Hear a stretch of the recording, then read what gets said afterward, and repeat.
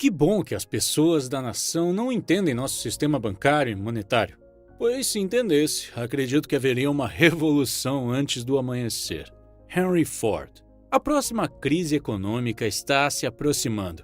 E se você quer compreender a situação e se preparar, então esse vídeo é um ótimo lugar para começar. Hoje, vou resumir um livro chamado Second Chance, escrito por Robert Kiyosaki, ainda sem tradução para o português. Kiyosaki é uma das pessoas que previu corretamente a crise financeira de 2008. Durante períodos de crise, a riqueza não é destruída. Ela simplesmente é transferida de um grupo para outro. Se você estudar história, poderá prever o futuro e se posicionar corretamente. Este livro é dividido em 3 partes: passado, presente e futuro. Parte 1. Passado. Nos próximos minutos você verá como a história se repete e como os governos simplesmente se recusam a aprender suas lições com ela. Kiyosaki fala sobre 2 termos importantes ao revisar o passado. O primeiro é a flexibilização quantitativa e o segundo é o padrão ouro e o acordo de Bretton Woods. Vamos começar com a flexibilização quantitativa. Flexibilização quantitativa significa simplesmente a impressão de dinheiro. Pode ser que você pense, então por que não chamamos apenas de impressão de dinheiro? Bom, meu palpite é que os governos usam termos complexos para que a população tenha mais dificuldade para entender o que está acontecendo. Se você tiver um problema financeiro e decidir imprimir dinheiro no seu porão, será preso. No entanto, o governo faz algo muito parecido e ninguém diz nada.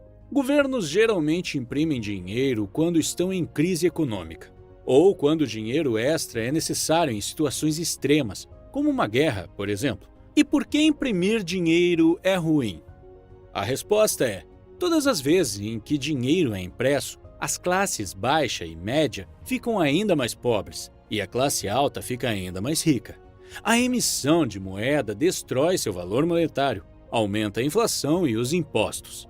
A renda das pessoas é roubada por meio da inflação, que prejudica principalmente as classes baixa e média, porque o dinheiro que trabalham duro para ganhar, de repente, passa a ter menos valor. Imprimir dinheiro não é um truque novo. Tem sido usado pelos governos há muitos séculos e a parte mais assustadora é que sempre terminou em desastre. Não há nenhuma evidência na história que mostre que a impressão de dinheiro trouxe prosperidade ao longo prazo. Na verdade, trouxe mais pobreza e governos regulados por forças políticas em vez de leis econômicas. Kiyosaki dá exemplos do século XX, mas vou voltar ainda mais na história e começar com o Império Romano. Quanto mais para trás você olha no passado, mais longe você consegue ver o futuro. Quando o Império Romano entrou em guerra, eles começaram a degradar a moeda, o que é o mesmo que imprimir dinheiro. Como naquela época moedas de prata e de ouro eram usadas como dinheiro, começaram a derretê-las e adicionar outros metais na mistura para aumentar a oferta de dinheiro. Eles também testaram outra versão de emissão de moeda, chamada de clipagem de moeda, o que significa que quando o dinheiro dos impostos era coletado, eles cortavam as pontas da moeda e a derretiam os pedaços para criar moedas novas. Eles até usaram a reavaliação da moeda. É como se o governo pegasse uma moeda de R$1 e adicionasse um 0 ao lado do 1, criando assim uma moeda de R$10. Todas essas estratégias acabaram resultando em hiperinflação, aumento de impostos e caos econômico. Depois da Primeira Guerra Mundial, a Alemanha, a República de Weimar, também começou a imprimir dinheiro para pagar pelas compensações de guerra, o que levou à hiperinflação e acabou culminando com Hitler no poder. Se você fosse um milionário alemão em 1918 ao final de 1923, você estaria completamente falido. Vamos ver um exemplo para compreender o cenário da hiperinflação alemã depois da impressão de dinheiro. Imagine que você foi até um bar para beber com seus amigos. Mas em vez de pedir uma cerveja, tomá-la e só então pedir a segunda, você pede 2 cervejas de uma só vez. Você sabe que a segunda cerveja vai acabar esquentando enquanto você bebe a primeira, mas compra 2 mesmo assim. Porque sabe que no momento em que você terminar de tomar a primeira, o dinheiro no seu bolso terá perdido valor a tal ponto que você não vai conseguir comprar outra cerveja. Isto é a hiperinflação.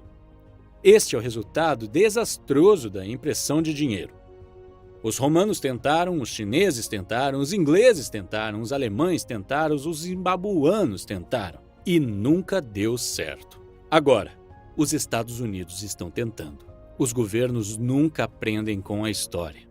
Há um artigo ditado que diz: loucura é continuar fazendo a mesma coisa e esperar resultados diferentes. Agora que entendemos no que a emissão extraordinária de moeda implica, vamos falar sobre o fim do padrão ouro em 1971, devido ao Acordo de Bretton Woods. Este foi um evento que acelerou ainda mais a impressão extraordinária de moeda.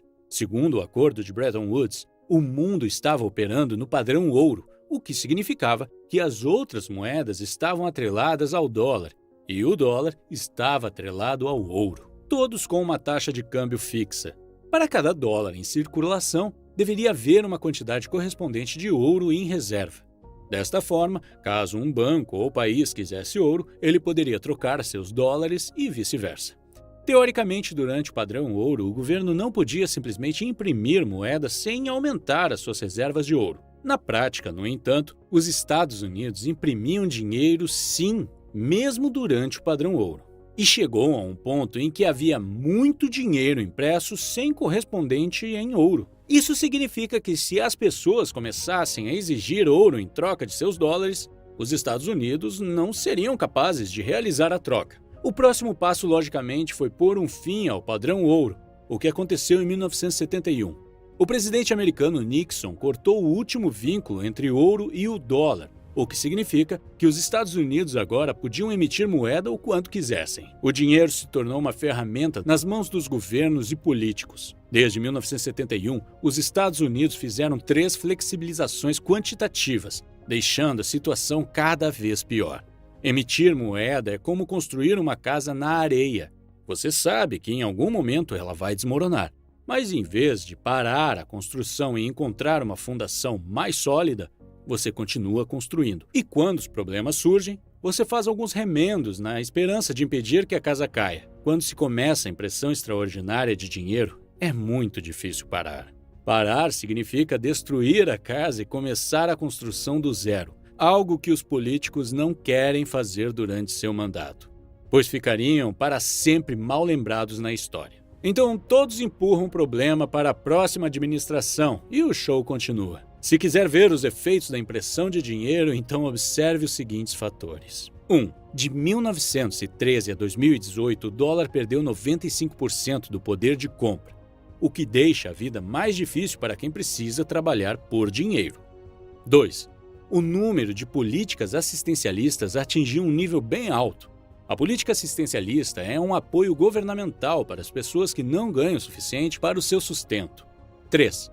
A classe média está encolhendo. A lacuna entre riqueza e pobreza está cada vez maior. 4. O tamanho e o peso dos produtos no supermercado têm sido reduzidos. O preço parece o mesmo, mas a quantidade do produto por embalagem é menor. É algo muito parecido com a clipagem de moedas que discutimos antes. Mas desta vez está acontecendo com produtos e não moedas. 5. Quando uma bolha especulativa acontece, os preços das ações e dos imóveis sobem e o cenário parece positivo, mas as pessoas médias ficam mais pobres. 6. Observe como as taxas de juros das poupanças estão baixas. Há tanto dinheiro impresso em circulação que os bancos não querem seu dinheiro. Pode ser que você olhe para esta situação e diga: isso é o que está acontecendo nos Estados Unidos, não se aplica a nós. Este tipo de pensamento seria ingênuo. A economia mundial está mais conectada do que nunca. Kiyosaki diz que cerca de 70% das moedas do mundo estão atreladas ao dólar americano. O dólar americano é a moeda de reserva do mundo. Não é preciso ser um professor de economia para entender que, se os Estados Unidos cair, o mundo cai junto. Outro fator perigoso é que quase todas as moedas do mundo são moedas fiduciárias, o que significa que são apenas papel.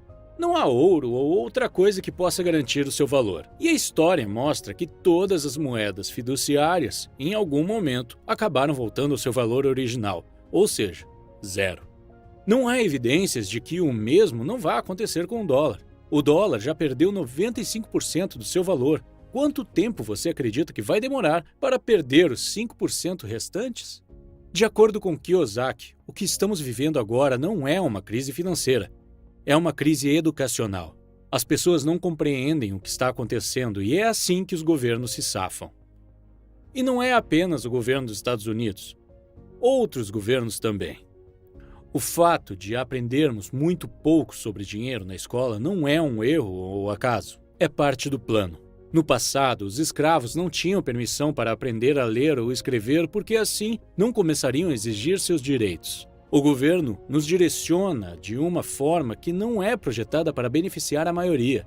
É projetada para beneficiar Wall Street e os ultra-ricos. A maioria de nós está sendo aconselhada a trabalhar muito, economizar e investir em ações a longo prazo. Kiyosaki diz: "Você não precisa acreditar em mim, mas pense por um momento e compare esses conselhos com o que discutimos acima e pergunte a si mesmo. Faz sentido trabalhar duro por dinheiro quando trabalhar mais te leva a pagar mais impostos? E o dinheiro que você ganha perde seu valor ao mesmo tempo em que os preços dos produtos sobem. Faz sentido economizar dinheiro? Faz sentido investir a longo prazo no mercado de ações quando a bolsa está sendo manipulada e as empresas ficam com uma enorme parcela do seu lucro através das comissões?" Kiyosaki diz que se você começar a questionar e pesquisar sobre as coisas que te disseram sobre economia e dinheiro até aqui, logo perceberá que a maioria dos conselhos que recebeu não vai te favorecer. Parte 2. Presente. Quando a crise chega, as pessoas que mais sofrem são as que ficam do lado esquerdo do quadrante do fluxo de caixa, empregados e autônomos, porque são essas pessoas que trabalham por dinheiro e serão os primeiros a perder. A riqueza verdadeira está do lado direito do quadrante de fluxo de caixa. Pessoas que estão deste lado não trabalham por dinheiro. Eles trabalham por ativos como terras, imóveis e empresas. O autor recomenda a transição do lado esquerdo para o lado direito do quadrante, que é onde a riqueza verdadeira está. Para isso, ele recomenda a escolha de uma das 4 classes de ativos. As 4 classes de ativos são empresas, imóveis, commodities e ativos de papel, como ações e títulos. Empresas são a classe de ativos mais difícil de conseguir, mas também a mais rentável. Por outro lado, os ativos de papel são os mais fáceis de adquirir, mas os menos rentáveis, e também os mais arriscados. Pelas últimas entrevistas do autor, pude perceber que ele não aconselha investir nessa classe de ativos. Ele acredita que o mercado de ações se tornou um grande cassino, onde os vencedores são sempre os proprietários. O tipo de ativo favorito do autor é o mercado imobiliário. E ele pensa que o melhor é escolher um tipo de investimento que te anime e envolva. Parte 3. Futuro. Vamos recapitular o que discutimos anteriormente. Na primeira parte, aprendemos que o governo imprime dinheiro e como isso afeta os trabalhadores de forma negativa. Na segunda parte, aprendemos que a riqueza verdadeira está do lado direito do quadrante de fluxo de caixa. Agora, nesta parte final, vamos compartilhar com vocês alguns dos conselhos que o livro traz sobre como fazer a transição do lado esquerdo para o lado direito do quadrante. O primeiro conselho do autor é se educar financeiramente jogando o jogo Cash Flow. A primeira maneira de aprender algo é fazê-lo, e a segunda melhor é através de simulação. E é aí que o Cash Flow pode ajudar. Nós geralmente lembramos de 10% da informação que lemos ou ouvimos. Em comparação, costumamos aprender 90% daquilo que simulamos. Jogue o jogo várias vezes para que possa aprender o máximo possível. Então, comece a jogar na vida real. O autor diz que há muitos clubes de cash flow por todo o mundo e as pessoas estão educando umas às outras. No entanto, fique atento, pois alguns desses clubes estão usando os jogos para atrair pessoas para seus próprios negócios e provavelmente tentarão te vender algo no fim das contas. Então, pesquise bem antes de ingressar em um clube. O segundo conselho é se tornar um empreendedor. Empregado e empresário são pessoas completamente diferentes. Sua abordagem e mentalidade são muito diferentes. Sempre ouvimos o conselho: estude muito e consiga um bom emprego em uma empresa grande. Mas raramente ouvimos o conselho: estude muito e se torne um empreendedor. É por isso que as pessoas não percebem que têm essa opção. Elas nem mesmo consideram a possibilidade. Somos bem treinados para pedir peixes, mas não o suficiente para pescar peixes. Em alguns governos, o próprio governo deve construir as casas e promover empregos à população, mas no capitalismo, são os indivíduos que constroem a economia. Há muitas pessoas que vivem em uma sociedade capitalista, mas com uma mentalidade diferente, esperando que o governo forneça tudo o que precisam. O autor aconselha que nos tornemos empreendedores, porque os impostos e as leis são criadas a favor dos empresários. São eles que estão construindo a economia, criando empregos, desenvolvendo o mercado imobiliário e investindo.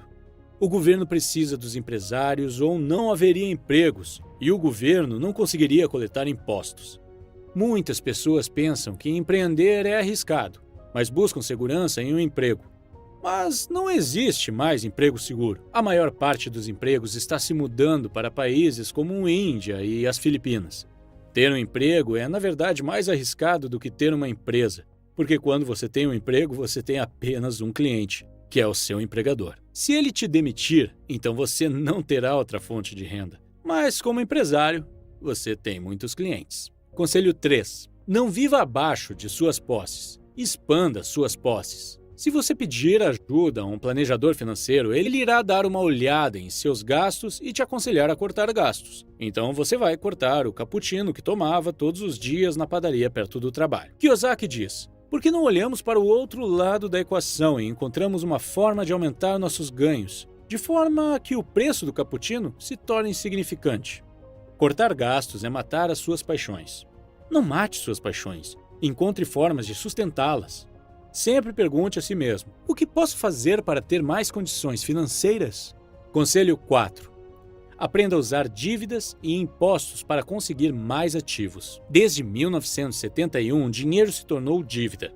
Quando as pessoas te dizem para sair da dívida, estão dizendo para sair do dinheiro. É claro que estou falando de uma dívida positiva, que é a dívida usada para adquirir ativos que trazem dinheiro para o seu bolso. Não estou falando da dívida usada para comprar passivos como TVs, carros, viagens, etc. Conselho 5. Não tenha medo de cometer erros e fracassar. É parte do processo. Simplesmente se lembre de quantas vezes você caiu antes de aprender a andar de bicicleta. Para finalizar, preciso informar que não sou um especialista financeiro e altamente recomendo que você faça sua própria pesquisa. O que parece correto para o autor, ou para mim, pode ser completamente errado para você. Se tornar um empreendedor é uma tarefa difícil e talvez você não queira trabalhar tanto, se estressar e assumir tantas responsabilidades. E esteja feliz dirigindo sua BMW, mesmo que endividado. É a sua vida e o que você faz com ela é uma decisão exclusivamente sua. Obrigado por assistir.